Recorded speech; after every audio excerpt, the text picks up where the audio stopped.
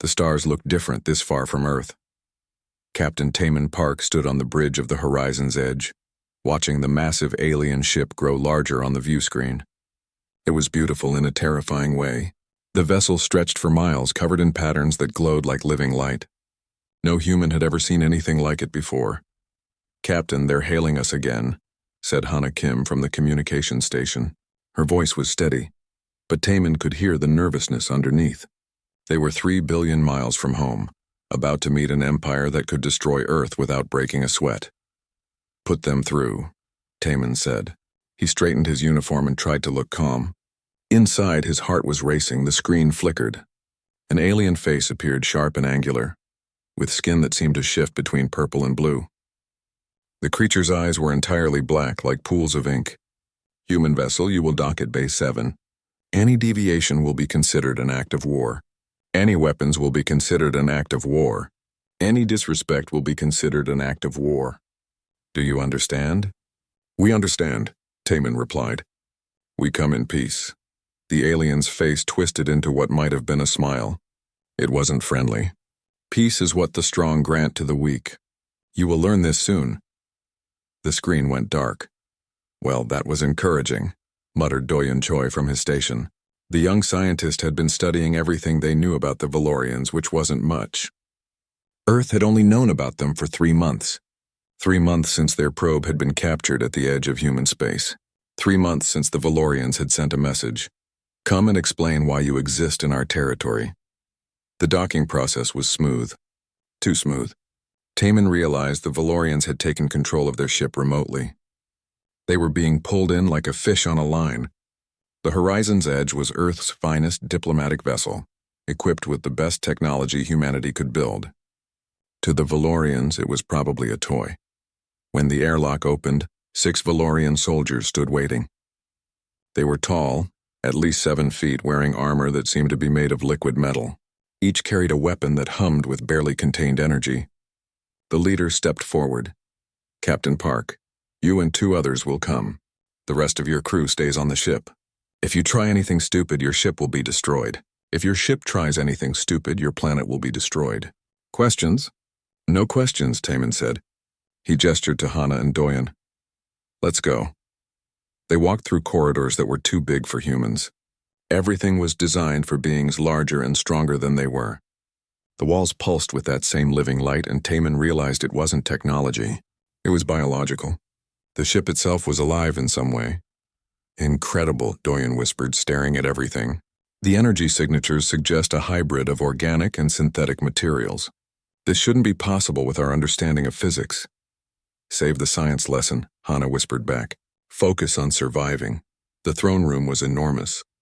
That was the only word for it. The ceiling disappeared into darkness high above. Hundreds of Valorians lined the walls, all watching them, all silent. At the far end, on a throne that seemed to be carved from a single crystal, sat Queen Yura. Taman had seen her image before, in the recordings Earth had received. But seeing her in person was different. She was maybe 8 feet tall, with skin that shimmered like mother of pearl. Patterns of light moved beneath her skin, flowing like rivers. Her face was sharp and elegant, with high cheekbones and eyes that glowed with a soft amber light.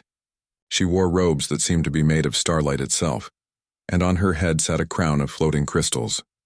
She was, Taman thought, the most beautiful thing he had ever seen.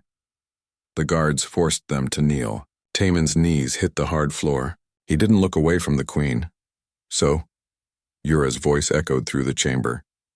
"These are humans." She stood and walked down the steps from her throne. Each step was graceful, predatory. Small, weak, no natural weapons, no armor. "How did you survive long enough to build spaceships?" Taman wanted to speak, but one of the guards pressed a hand on his shoulder. The pressure was enormous. Stay silent until spoken to directly, he understood. Yura circled them slowly. "Your planet is in our territory. By law, you belong to the Valorian Empire now. You will provide resources. You will provide soldiers. You will serve. If you serve well, you will be allowed to exist. If not..." She let the threat hang in the air. She stopped in front of Taman. "You are the leader."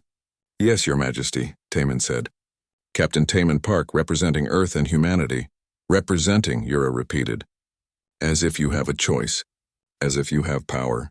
Tell me, Captain, why should I not simply take your world? What could possibly stop me? Taman looked up at her. Really looked at her. Not just at the power and the threat, but at her face, at the intelligence in her eyes, at the way the light moved under her skin, at the elegant lines of her features. He forgot for a moment where he was. He just stared. Yura's eyes narrowed. The room seemed to grow colder. Why are you looking at me, human? Every instinct told Taman to look away, to show submission, to grovel. But he had never been good at doing what instinct told him.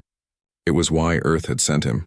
He was honest, sometimes brutally so, and right now, honesty seemed like the only weapon he had.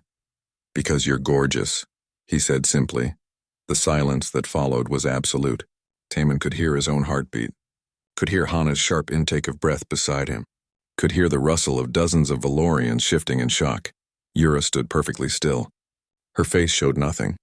The lights under her skin stopped moving for a moment, then resumed faster than before. What did you say? Her voice was quiet. Dangerous. Taman kept his eyes on hers. I said you're gorgeous, beautiful, I've never seen anything like you. I'm sorry if staring is rude in your culture. On Earth, when we see something beautiful, it's hard to look away. A Valorian to the left, wearing military decorations, stepped forward. Your Majesty, this insect dares to speak to you as if you were equals. Let me crush him. Yura raised a hand. The officer stopped immediately. She continued to stare at Taman. You are either very brave or very stupid. Probably both, Taman admitted. But I'm also honest. You asked why I was looking at you. That's the answer. For the first time, something changed in Yura's expression. A slight tilt of her head. A flicker of curiosity. In 300 years, no one has ever spoken to me this way. Then maybe they should have, Taman said. The room erupted. Valorians shouting for his death. Guards moving forward. Hana grabbed his arm, terrified. But Yura raised both hands and silence fell instantly. Interesting, she said softly. She turned to her guards. Take the other two humans back to their ship. This one stays with me. I want to understand what makes him so fearless. Or so foolish. As guards pulled Hana and Doyun away, Hana looked back at Taman. He tried to smile reassuringly. He didn't think it worked. Yura returned to her throne. Captain Park, you are now my guest. We will speak more tomorrow. Until I decide what to do with your species. Taman was led away, his fate and Earth's fate uncertain. But as he left, he glanced back. Just for a moment he saw Yura still watching him, and the lights under her skin were moving in patterns he hadn't seen before. The room they gave Taman was larger than his entire apartment back on Earth. The walls were smooth and dark, with those same living lights flowing through them like veins. A bed stood in the center, if it could be called a bed. It looked more like a platform of softly glowing crystal. When Taman touched it, it shifted and molded to his hand. Comfortable at least, he couldn't sleep. Every time he closed his eyes, he saw the throne room, saw all those faces staring at him with hatred and disgust, heard the calls for his death. What had he been thinking? Calling an alien empress gorgeous? The fate of humanity might depend on this mission, and he had treated it like a first date gone wrong. But what else could he have said? She had asked a direct question. Lying felt more dangerous than honesty. The door opened without sound. Two guards entered, followed by an elderly Valorian wearing robes marked with symbols Taman didn't recognize. The old one's skin was more gray than colorful, and the lights beneath moved slowly like a lazy river. Human, the elderly Valorian said. I am Instructor Valen. I serve the Queen as advisor. She has asked me to prepare you for your audience tomorrow. Prepare me how? Taman asked. By teaching you how not to die, Valen replied flatly. He gestured and a hologram appeared in the air between them. It showed Yura sitting on her throne. When you speak to the Queen, you bow. You do not look at her face unless she commands it. You speak only when spoken to. You address her as Divine Majesty or Eternal Queen. You never ever make personal comments about her appearance, her decisions, or her person. Do you understand? I understand the rules, Taman said, but I already broke them. Is there any point in following them now? Valen's eyes narrowed. You should be dead. The Queen has executed beings for far less disrespect. Commander Rylak spent 2 hours arguing for your immediate termination. Half the court agrees with him. The only reason you still breathe is that the Queen finds you Curious. Curious is good, right? Curious is dangerous, Valen said. The Queen does not experience curiosity often. She has ruled for 3 centuries. She has seen everything, conquered everything, heard every plea and every threat. You are a novelty. When she grows tired of you, you will die, and probably your entire species with you. Taman sat down on the crystal bed. So what should I do? Stop talking, Valen said immediately. Stop looking at her. Stop being yourself. Become small and forgettable. With luck, she will lose interest and simply enslave your planet rather than destroy it. That's the best case scenario? Taman asked. Slavery? For a species like yours? Yes. Valen's expression softened slightly. You are not the first newcomers we have absorbed. The Valorian Empire spans 70 star systems. 43 different species serve us. Some serve willingly. Most do not. But all serve. It is the natural order. The strong rule. The weak obey. What if we refuse? Valen laughed. It was a sad sound. Then you die. Your cities burn. Your oceans boil. The Valorian fleet would need perhaps a week to make your planet uninhabitable. I have seen it happen to stubborn species before. It is not pleasant. You don't seem happy about it, Taman observed. The old advisor was quiet for a moment. I am loyal to my queen. What I feel does not matter. He turned to leave, then paused. But I will tell you something, human. In 300 years, no one has made the queen curious. If you truly want to help your people, make her see something she has never seen before. Make her think something she has never thought. That is your only hope. After Valen left, Taman lay on the bed and stared at the ceiling. Make her think something new. How do you surprise someone who has lived for centuries?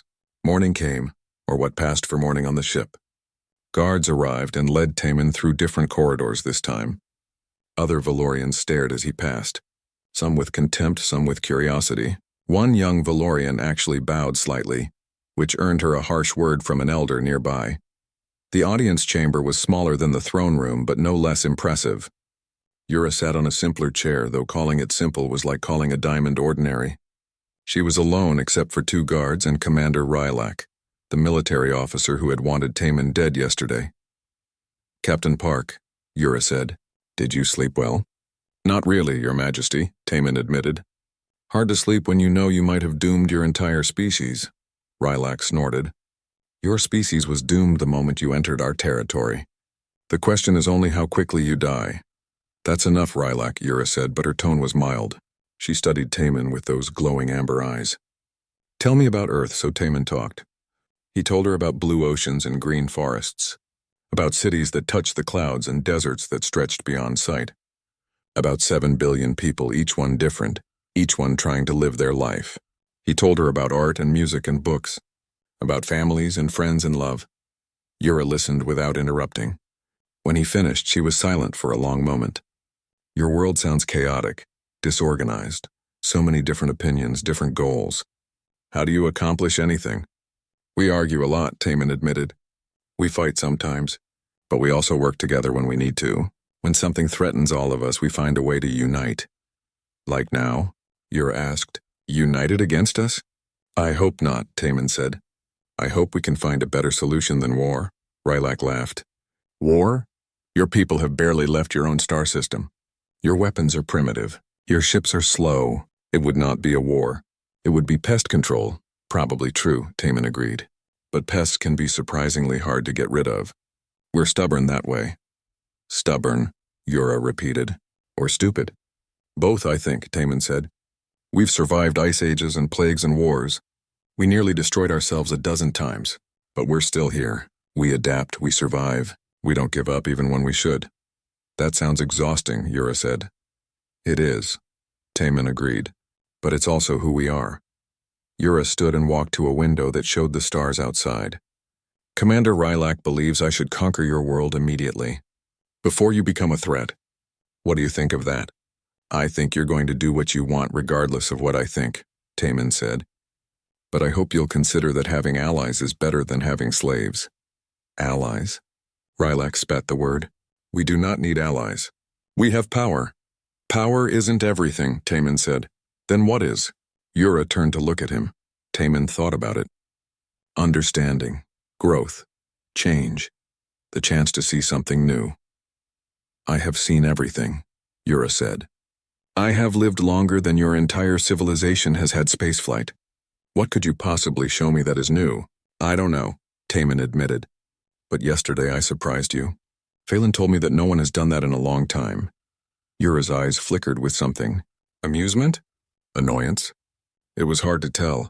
Valen talks too much. He's trying to keep me alive, Taman said. He told me to be forgettable. To stay quiet. To be small? But you are not doing that, Yura observed. No, Taman said, because that's not who I am. And if I'm going to represent humanity, I should probably act human. Even if it gets you killed? Especially then, Taman said. Better to die being myself than live as something I'm not. Rylak moved forward, hand on his weapon. Your Majesty, this creature is wasting your time. Let me end this. Yura raised a hand, stopping him. She walked closer to Taman, studying his face. You are afraid. I can see it. Your body language betrays you. Your heart rate is elevated. Your breathing is quick. Yet you speak as if you have no fear. Why? Being afraid and letting fear control you are different things, Taman said. I'm terrified, but I'm also representing my whole species. I have to try even if I'm scared. Courage despite fear, Yura said softly. Interesting. She returned to her seat. You will remain as my guest, Captain Park. I want to learn more about humans. About this stubbornness you mentioned. This refusal to give up. I want to understand what makes you so different from the other species we have encountered. How long? Taman asked. Until I am satisfied, Yura said. Or until I grow bored. Whichever comes first, she gestured to the guards. Take him back to his quarters. Bring him to me each day. And send a message to his ship. Tell his crew that their captain is safe. For now. As Taman was led away, he caught Rylak's expression. The commander was not happy. In fact, he looked furious. Taman had the feeling he had just made a very dangerous enemy. But he had also bought time. Time for Earth. Time to figure out how to convince an immortal empress that humanity deserved to exist. It wasn't much, but it was something. 5 days passed. 5 days of daily audiences with Queen Yura. Each day she asked questions. Some were simple. What did humans eat? How long did they live? What made them happy? Other questions were harder. Why did humans fight each other? If they knew war was destructive, why did they keep doing it? Why did they create art when it served no practical purpose? Taman answered as honestly as he could. He told her about human history, the good and the terrible. He didn't hide the wars or the cruelty or the mistakes, but he also told her about kindness and sacrifice and hope. About people who gave everything to help strangers. About ideas that changed the world. About love that lasted lifetimes. Yura listened to all of it. Sometimes she seemed confused. Sometimes angry. Sometimes something else, something Taman couldn't quite name. She was starting to feel less like an alien empress and more like a person trying to understand something that didn't fit into her worldview. On the 6th day, something changed. Taman was walking back from the morning audience when alarms screamed through the ship. Red light flooded the corridors. Guards rushed past him, weapons ready. One grabbed his arm and pulled him against a wall. Stay here. Do not move. What's happening? Taman asked, but the guard was already gone. The sounds of fighting echoed from somewhere nearby. Energy weapons firing, shouting in the Valorian language. Then an explosion that shook the floor beneath his feet. Smoke began filling the corridor. Taman's training kicked in. Stay low, find cover. Assess the situation. He moved along the wall, trying to find somewhere safe. Another explosion, closer this time. The wall to his right exploded inward and he was thrown backwards. When his head stopped spinning, he saw Valorians fighting each other. Some wore the Royal Guard uniforms he recognized. Others wore different armor, marked with symbols he had never seen. Assassins, he realized. Someone was attacking the Queen. He should run, hide, stay out of it. This wasn't his fight, but his feet carried him forward instead toward the throne room. If they were attacking, that's where Yura would be. The throne room doors were blown open. Inside was chaos. A dozen attackers surrounded Yura, who stood alone near her throne. Her guards lay dead or dying around her. She fought with grace and power, her hands glowing with energy that struck down attackers. But there were too many. Even as Taman watched, one attacker got behind her, weapon charging for a killing shot. Taman didn't think. He ran. He had no weapon, no armor, no plan. He just ran straight at the attacker and tackled him. The energy blast went wild, hitting the ceiling. They both hit the ground hard. The attacker threw Taman off like he weighed nothing. The alien stood, raising his weapon again, this time aimed at Taman's head. "Stupid human. This is not your concern." "Everything's my concern," Taman muttered. The weapon fired. White-hot pain exploded through Taman's chest. He felt himself falling. The world went sideways. He heard Yura screaming something in her language. Heard more fighting. Then everything went dark. He woke up in pain. Everything hurt, especially breathing. The ceiling above him was white and smooth, covered in gentle blue lights. Medical bay, his fuzzy brain supplied. He tried to sit up and immediately regretted it. "Do not move." Yura's voice. She sat beside his bed, still wearing her battle-damaged robes. Dried blood, purple not red, stained her hands. "Your species is remarkably fragile. The healers were not certain you would survive." "Did we win?" Taman asked. His voice came out as a whisper. "Yes," Yura said. "The attackers were from House Krell. They have been dealt with." She was quiet for a moment. "Why did you do that?" "Do what? Save me." "You had no weapon, no chance of survival. You should have run. Instead, you threw yourself at an armed assassin. Why?" Taman tried to think through the pain medication they had given him. "It was the right thing to do." "The right thing," Yura repeated. "You almost died for the right thing. What does that even mean?" "It means someone needed help," Taman said. "So I helped.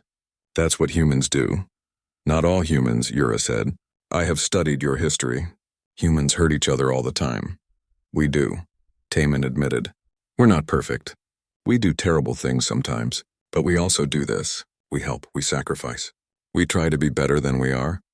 Yura stood and walked to the window. "Valorians do not do this. If a Valorian warrior sees another in danger, they calculate, is helping worth the risk? What will I gain? What will I lose? We are logical, practical. We do not throw our lives away for abstract concepts like right." "Sounds lonely," Taman said. She turned to look at him. "What, living like that? Always calculating. Never just doing something because it feels right. Sounds lonely. We are not lonely. We are strong. We are superior. We conquered the galaxy, while your species was still learning to use fire. And yet here you are," Taman said, "trying to understand why a weak, inferior human would save your life."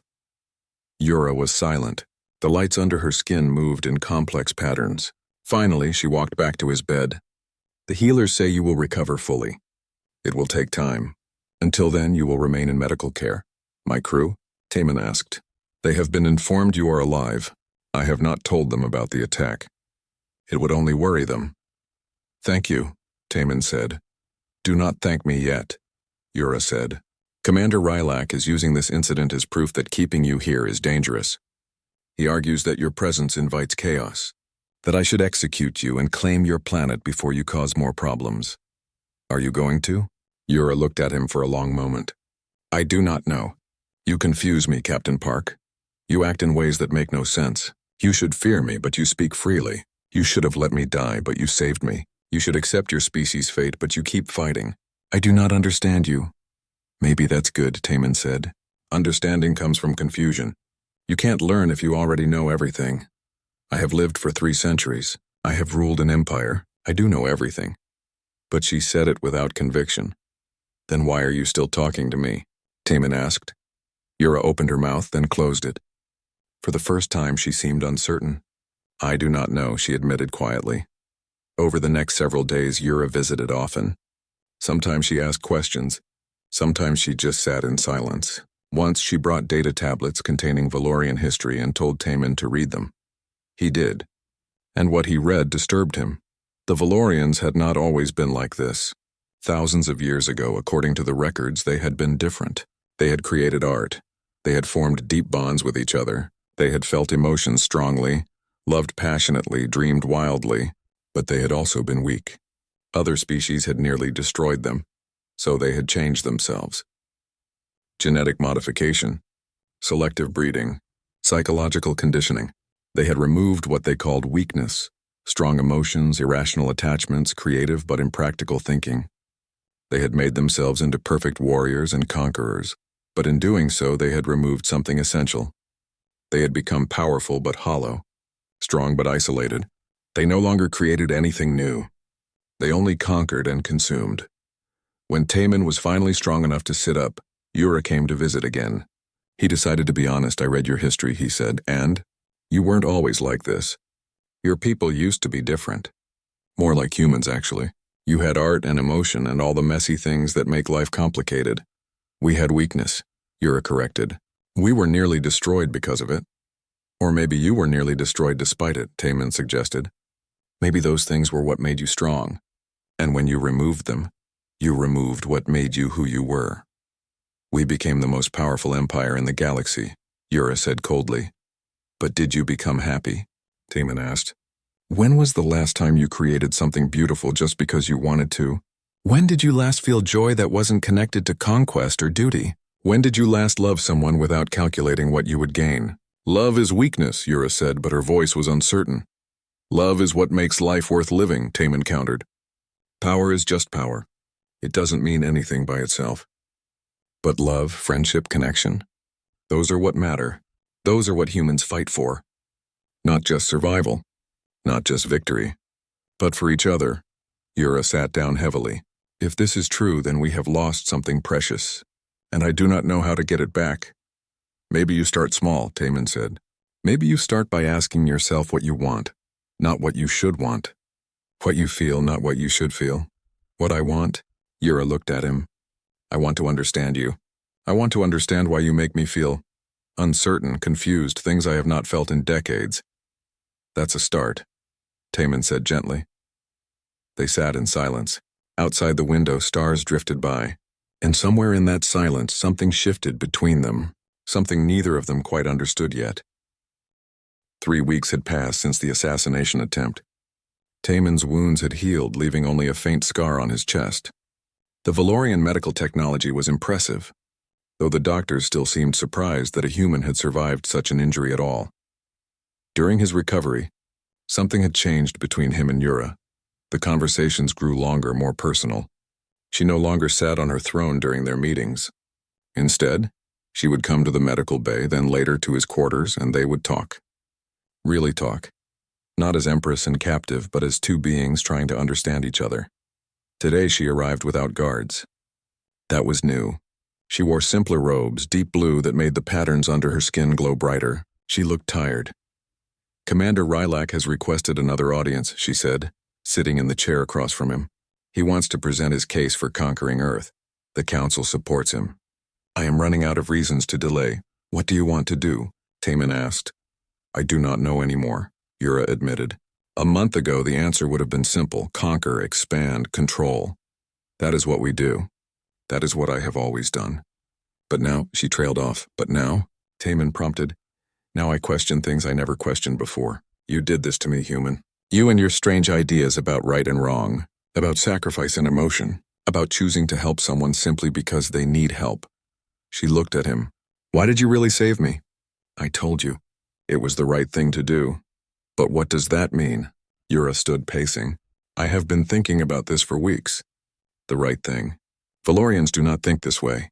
We think about efficient things, logical things, beneficial things. But right? What determines right? Taman thought carefully. I guess it's about treating others the way you would want to be treated. About reducing suffering when you can. About choosing kindness over cruelty. About protecting those who can't protect themselves. But I can protect myself, Yura said. I am one of the most powerful beings in the galaxy. Yet you who cannot protect yourself tried to protect me. It makes no logical sense. Not everything has to make logical sense, Taman said. Sometimes you just act on what you feel is right. Feel, Yura repeated. Feelings, emotions. These are what we removed from ourselves. We believed they made us weak. She stopped pacing and looked at him. Were we wrong? I think you were incomplete, Taman said. Logic without emotion is cold. Emotion without logic is chaotic. Humans have both. We struggle to balance them. We fail a lot. But having both makes us whole. Yura walked to the window. Outside, stars streamed by. I have been granted access to your ship's database. I have spent hours studying human culture. Your art, your music, your stories. So much of it is about love, about connection, about sacrifice for others. These things fascinate me. And frighten me. Why frighten you? Because I am beginning to feel them, Yura said quietly. When you were injured, when I thought you might die, I felt something. Fear? Concern? I do not have words for it.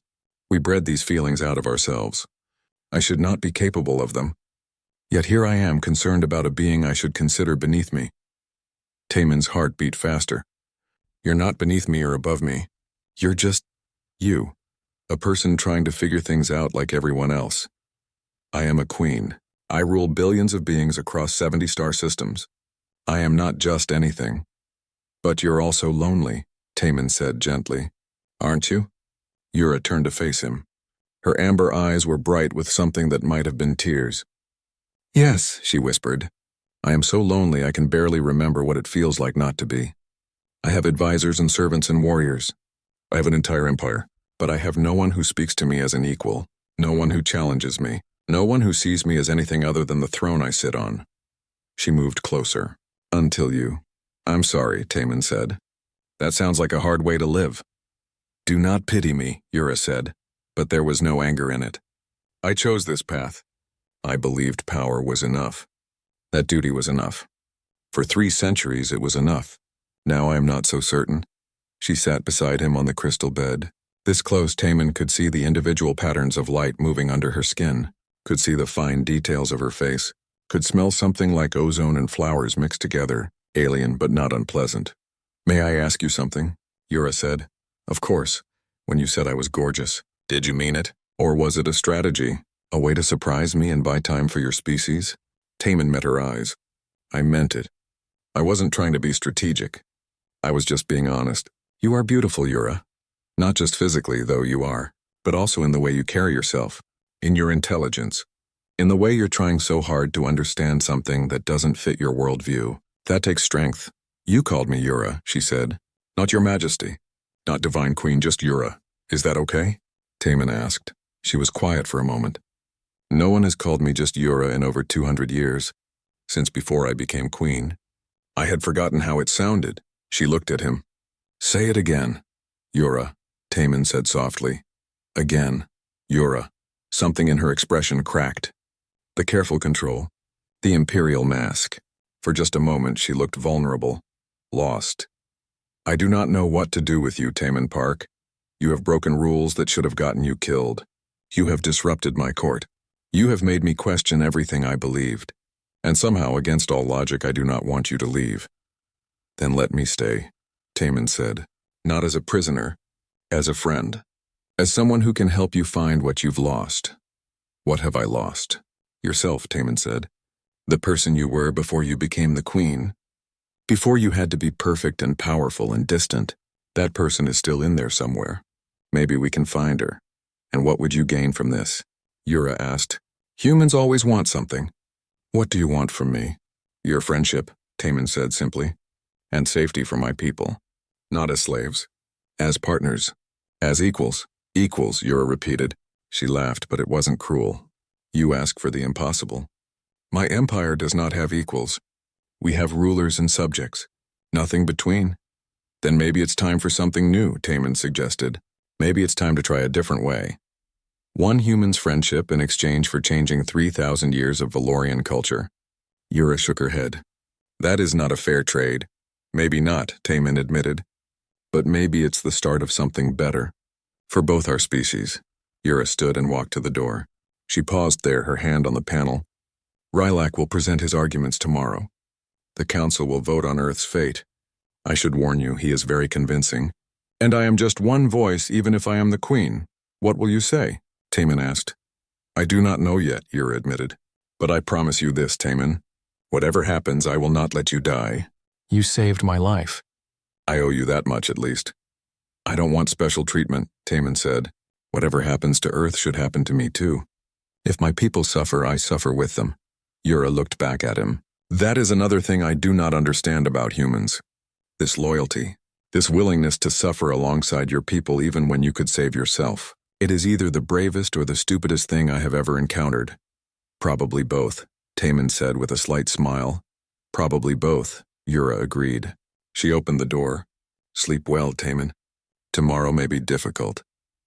After she left, Taemin lay in the darkness, staring at the ceiling. He thought about Earth. About Hana and Doyun still trapped on the ship. About 7 billion people going about their lives unaware that their fate was being decided by alien beings in a ship far from home. He thought about Yura, about the loneliness in her eyes, about the way she was trying so hard to understand emotions she had been taught to suppress, about how she had used his first name like it was something precious. They came from different worlds, different species. She had lived for centuries. She could kill him with a thought.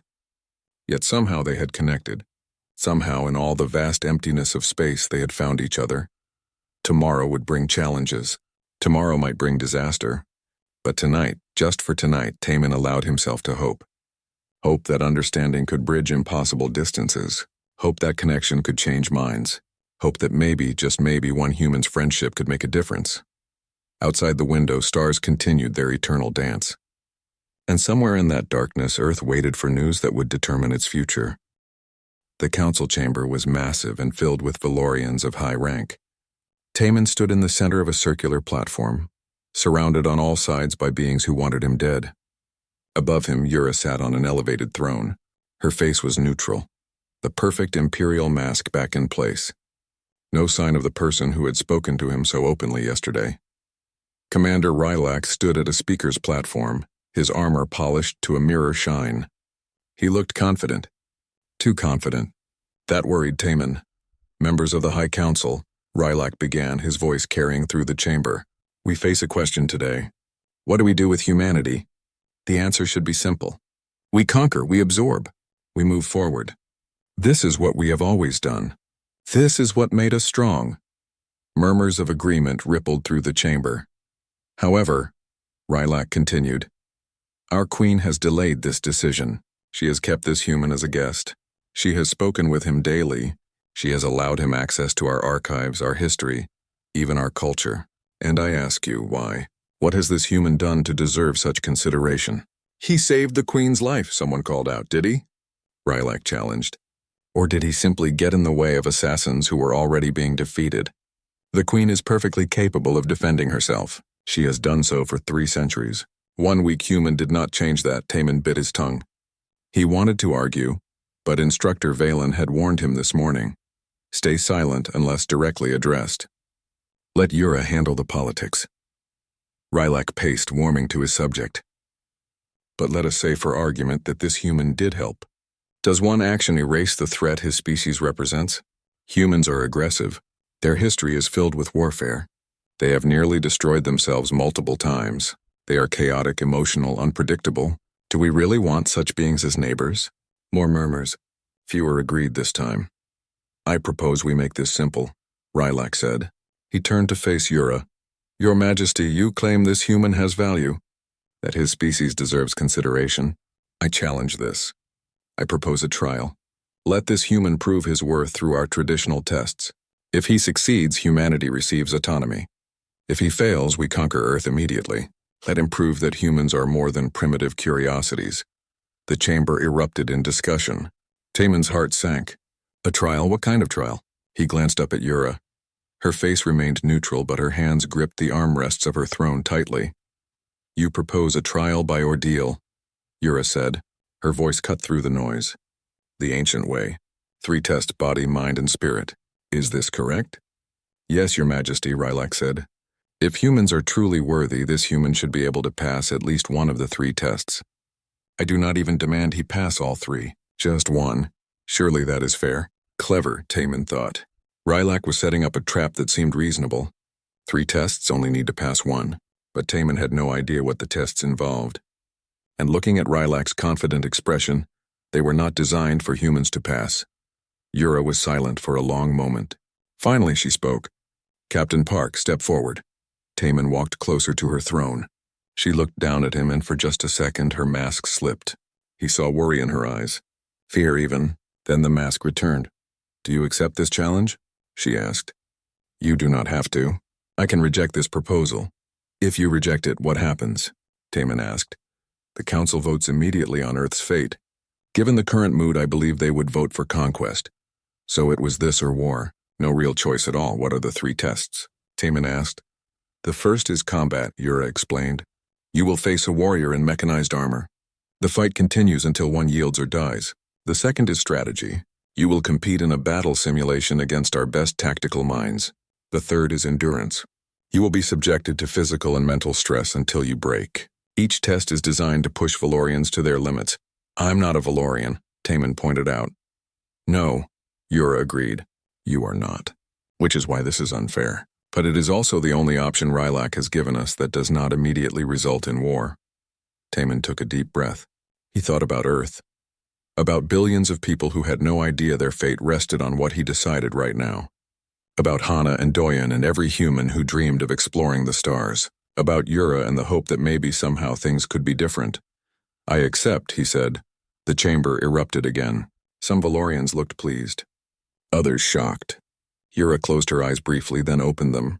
It is decided, she announced. The trial will begin tomorrow. Captain Park, you have until then to prepare. The council is dismissed. As the Valorians filed out, Rylak approached Taman. You just signed your death warrant, human.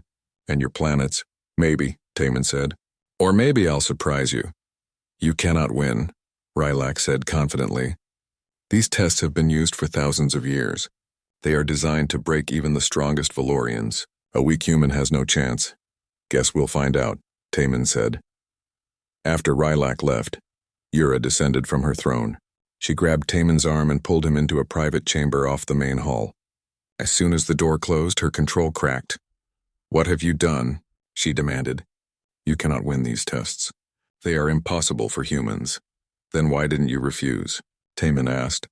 Because refusing would have made me look weak. The council would have voted against me. At least this way you have a chance. A small one, but a chance. Then help me, Taman said. Tell me about the tests. Tell me how to win, Yura paced. The combat test is straightforward. You will fight Rylak himself. He will wear our heaviest battle armor. You will have standard equipment. He is bigger, stronger, faster, and has centuries of combat experience. You cannot beat him. Then I won't try to beat him, Taman said. I'll try to survive. Surviving is not enough. The fight continues until someone yields or dies.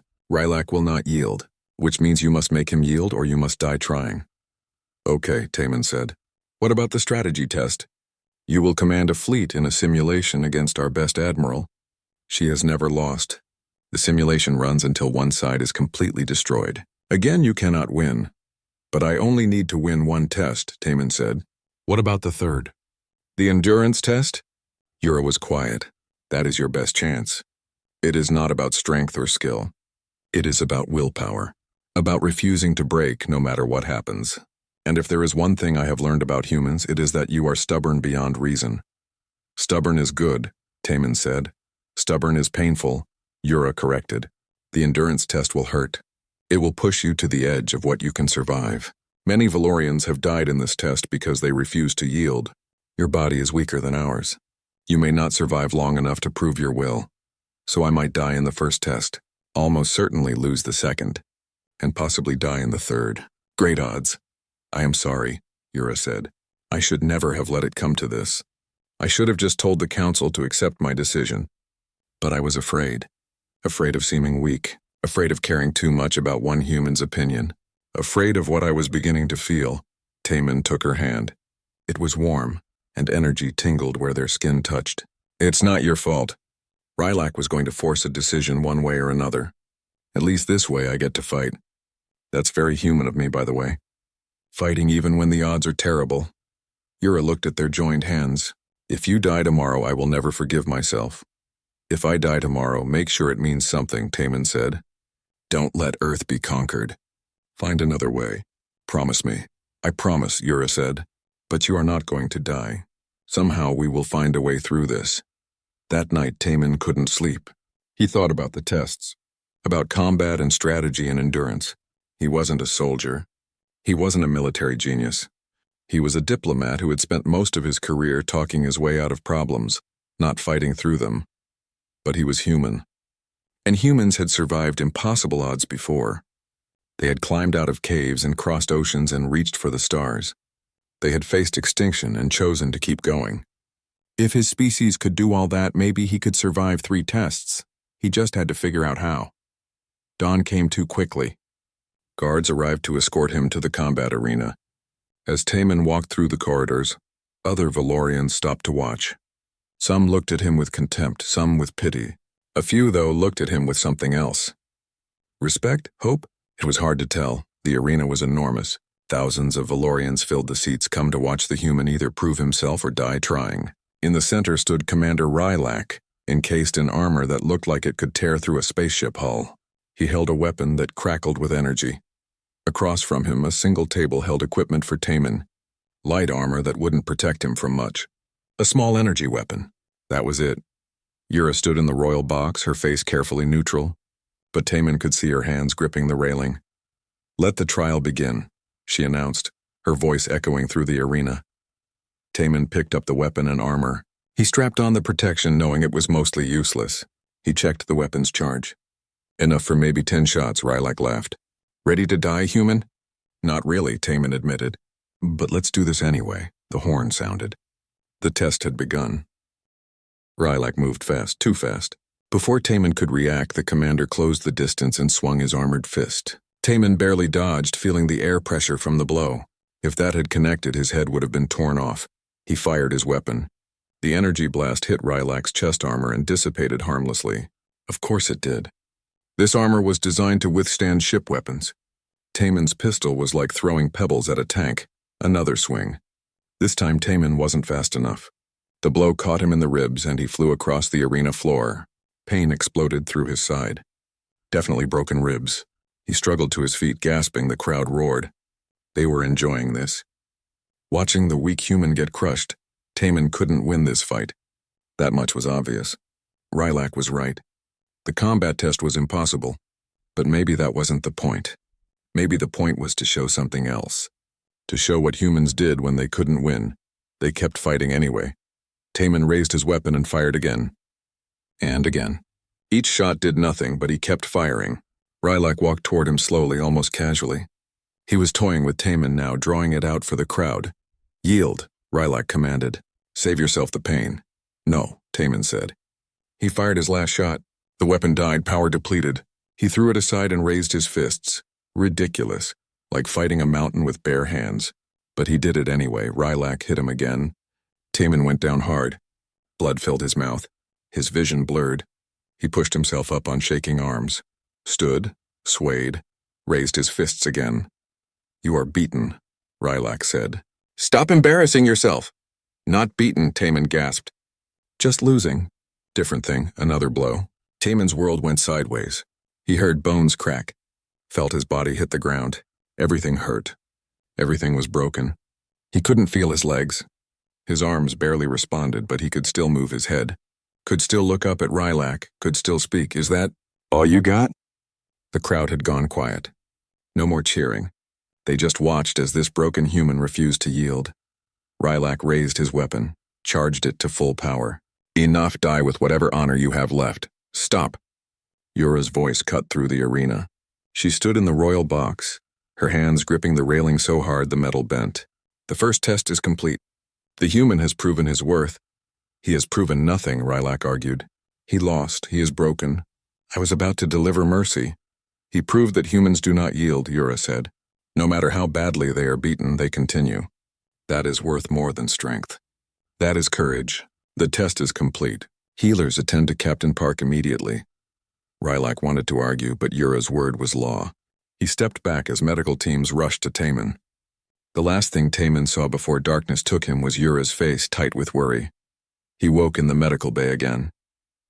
His second visit. The place was starting to feel familiar. The same white ceiling. The same blue lights. The same pain, though less this time. The healers were getting better at fixing him. "You are awake." Yura sat beside his bed. She looked exhausted. "You have been unconscious for 6 hours. Your injuries were extensive. The healers were not certain you would wake at all." "Sorry to worry you," Taman said. His voice was rough. "Did I pass?" "I declared the test complete." Rylak argued against it, but the crowd had seen enough. "You showed something many Valorians have forgotten. You showed that losing does not mean surrender. That being weak does not mean giving up. Half the council is arguing about what it means. The other half is arguing about whether I abused my authority by stopping the test." "What do you think?" Taman asked. "I think I cannot watch you almost die again," Yura said. "The strategy test is tomorrow." You do not have to continue. I can declare that you passed the first test and that is enough. One test won't convince the council, Taman said, and it won't be enough for Rylak. I need to continue. You may die, Yura said flatly. Your body is not designed for this. Even with our healing technology, you are one test away from permanent damage or death. Then I die, Taman said. But Earth lives. That's the deal. Why? Yura demanded. Why are you willing to die for beings you will never meet? For a planet that will never know your sacrifice? Why do humans do this? Why do you do this? Because someone has to, Taman said. Because if everyone only cared about themselves, nothing good would ever happen. Because I was chosen to represent my species, and that means something. It means I don't get to quit just because things are hard. Yura stood and walked to the window. I have been thinking about what you said. About what we lost when we made ourselves strong. About emotions and connections and all the messy parts of being alive. I think you were right. We removed what made us whole. We became powerful but empty. And watching you face impossible odds with nothing but courage has shown me what we lost. She turned to face him. I do not want you to die, Taman. I do not want to lose the first person in 3 centuries who has made me feel something real. Is that selfish? Probably. But I am tired of pretending I feel nothing. You're not pretending anymore, Taman observed. No, Yura agreed. I am not. And that terrifies me. The next day came too soon. The strategy test was different from combat. No arena, no crowd. Just a quiet room with holographic displays showing star systems and fleets of ships. Taman sat at one terminal. Across from him sat Admiral Mirai, an ancient Valorian with gray skin and cold calculating eyes. The rules are simple, Mirai explained. We each command a fleet. We fight until one fleet is completely destroyed. There are no rules of engagement. No holding back. Anything is permitted. Do you understand? I understand, Taman said. The simulation began. Taman studied his fleet. 50 ships ranging from massive dreadnoughts to small fighters. He studied the star system. 3 planets, 2 asteroid belts, 1 star. Mirai's fleet appeared on the opposite side of the system. Immediately, Mirai's fleet moved into a perfect formation. A classic pincer movement, designed to surround and crush the enemy. It was textbook Valorian tactics. Overwhelming force applied with precision. Taman didn't try to match it. He couldn't. He didn't have centuries of military training. He didn't know Valorian tactics. But he knew human history. And humans had faced overwhelming force before and found ways to survive. He split his fleet, scattered them across the system, hid some in the asteroid belts, put others in orbit around planets, sent the smallest ships on crazy, unpredictable courses. Mirai's perfect formation faltered. Her fleet was designed to fight a concentrated enemy, not chase dozens of small targets. She adapted, splitting her own fleet to hunt down Taman's ships. That's when Taman struck. While Mirai's fleet was scattered, he focused all his firepower on one section. Overwhelming force on a single point. The Valorian way, but applied differently. He destroyed a quarter of her fleet before she could respond. The battle continued. Taman lost ships, many ships. But he made Mirai work for every victory. He used asteroids for cover. He used planet gravity to slingshot his ships into unexpected attacks. Used every trick, every unusual tactic, every bit of unpredictable human creativity he could think of. Hours passed. Both fleets were reduced to fragments. Taman was down to 5 ships. Mirai had 7. It should have been over. But Taman's ships were small and fast, while Mirai's were larger and more powerful. He kept moving, kept dodging, kept refusing to engage in direct combat. You cannot win by running, Mirai said. Eventually you will make a mistake. Maybe, Taman agreed. But I'll make you work for it. He led her ships on a chase through the asteroid belt. One of her dreadnoughts got too close to a large asteroid, and Taman's fighters destroyed it. Another came too close to a planet's gravity well, and Taman used that to sling a kamikaze attack, down to 3 ships each. Mirai was angry now. Taman could see it in how her ships moved. Less calculated, more aggressive. She wanted this over, so did he, but he wanted to prove something first. That humans could face impossible odds and make their enemies pay for every inch. Finally, after 8 hours of simulation, Mirai destroyed his last ship. She had won, but barely. She had 3 damaged ships left. Against his 50, she should have finished in an hour with minimal losses. The test is complete, Yura announced. She had watched the entire thing. Captain Park loses but shows exceptional tactical creativity. The test is passed. Passed? Mirai demanded. He lost. I destroyed him. You destroyed him after 8 hours and heavy losses, Yura said. Against a human with no military training who learned Valorian tactics 3 hours ago. If he had trained his whole life, if he had proper military education, what could he do? What could his species do? That is the question this test answered. And the answer is, humanity is more dangerous than we thought. Dangerous or not, he failed 2 tests, Rylak said. He had been watching from the corner. Which means the 3rd test is decisive. If he fails endurance, Earth is ours, and if he passes? Yura asked. Then I will personally recommend humanity be offered partnership, Rylak said. But he won't pass. The endurance test breaks even the strongest Valorians. This weak human has no chance. Taman looked at Yura. She looked back, worry clear in her eyes. When? Taman asked. Now, Rylak said. No rest, no recovery. The test begins immediately. That's not fair, Yura protested. Since when are these tests fair? Rylak countered. He accepted the challenge. He knew what it meant. At first, it was just light. Bright, painful light that stabbed into Taman's eyes even when he closed them. It felt like staring at the sun. His eyes watered. His head throbbed. But he had experienced migraines before. He could handle light.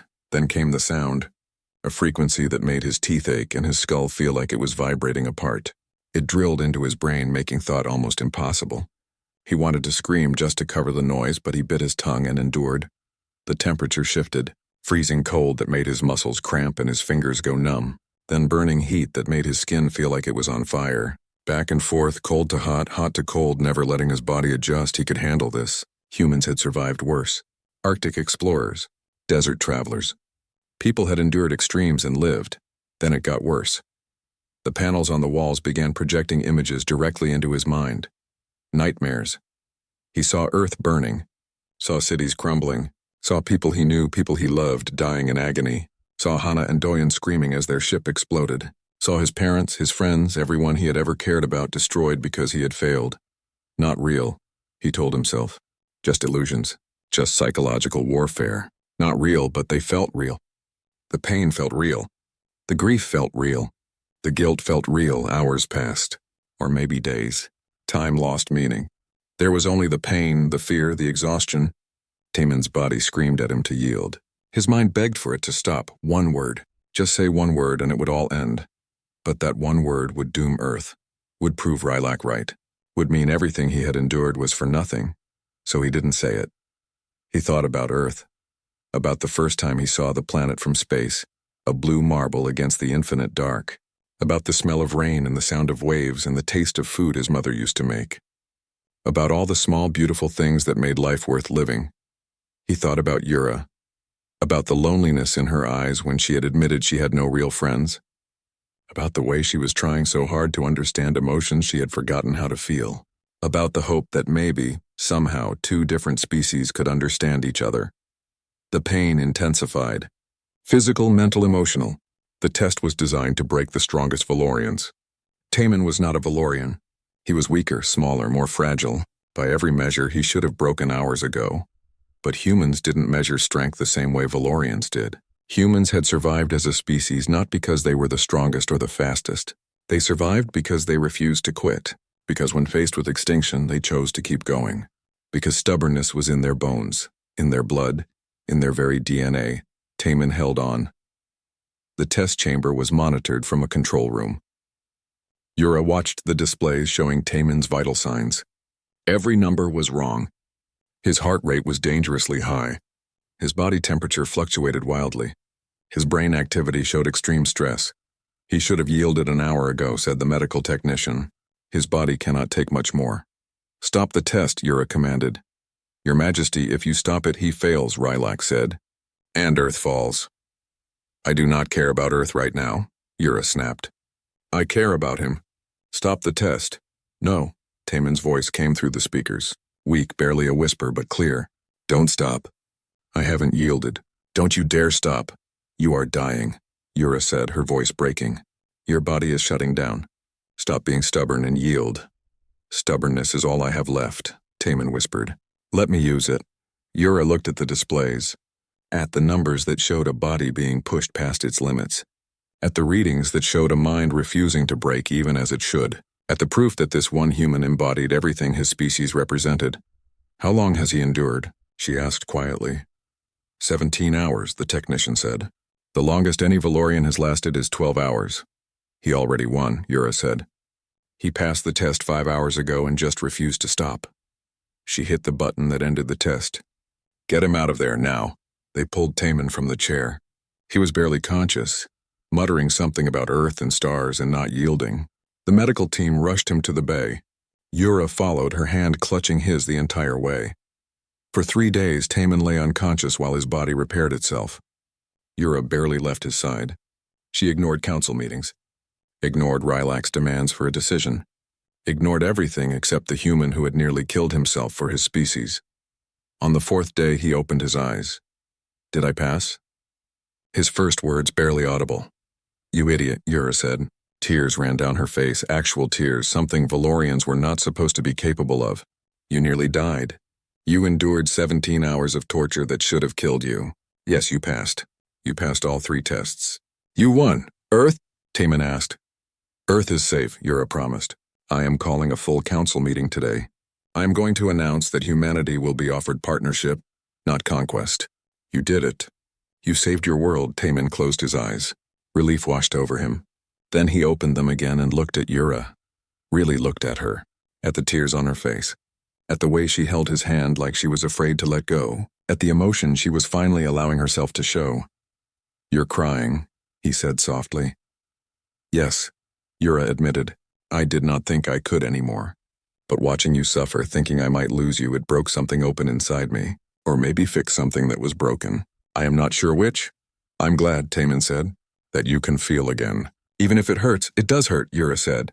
"But it also feels right. Like I have been numb for centuries and finally woke up." She wiped her eyes. "Rest now. Tomorrow changes everything." The council chamber was packed. Every high-ranking Valorian in the Empire had come to hear the announcement. Taman stood beside Yura's throne, still weak but standing. She had offered him a chair, but he refused. This moment required him to stand. Yura rose from her throne. The chamber fell silent. "Members of the council, honored guests, I have made a decision regarding humanity. Captain Taman Park has completed the trial by ordeal. He passed all 3 tests. By our ancient law, this means his species has proven their worth." Murmurs rippled through the crowd, some angry, some surprised, some approving. "But more than that," Yura continued, "these tests have shown me something I had forgotten. They have shown me that strength takes many forms. That courage is not the absence of fear, but acting despite it. That the willingness to sacrifice for others is not weakness, but the highest form of strength." She looked at Taman. This human nearly died 3 times for his species. He faced impossible odds with nothing but determination. He showed us what we have lost in our pursuit of perfection. He reminded us that being alive means more than being powerful. Rylak stood. "Your Majesty, are you suggesting we change our entire civilization because of one human's actions?" "Yes," Yura said simply. "I am suggesting exactly that. For 3,000 years we have conquered and absorbed. We have grown powerful but stagnant. We create nothing new. We feel nothing deeply. We exist, but we do not truly live. It is time for that to change." "This is madness," another council member shouted. "We are Valorians. We are superior. We do not need to change. We are dying," Yura countered. "Not physically, but in every way that matters.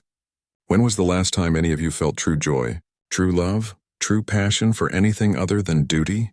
When was the last time we created art or music or anything beautiful just because we wanted to? We have become machines wearing flesh. That is not superiority. That is tragedy." She turned to address the entire chamber. "I propose a new path. Humanity will not be conquered. They will be offered partnership. Equal partnership. And through that partnership, we will learn from each other. They will learn from our knowledge and technology. We will learn from their emotion and creativity. Together, we can become something better than either species alone." "And if the council rejects this?" Rylak asked. His hand rested on his weapon. "Then I will know that this empire is not worth leading," Yura said. "And I will abdicate my throne." Shocked silence. For a queen to abdicate was unthinkable. Yura had ruled for 3 centuries. She was the empire. "You would abandon us?" someone asked. "I would free you to choose your own path," Yura said. I have spent 300 years doing what I thought was right for the Empire. Building power, expanding territory, maintaining control. But I was wrong.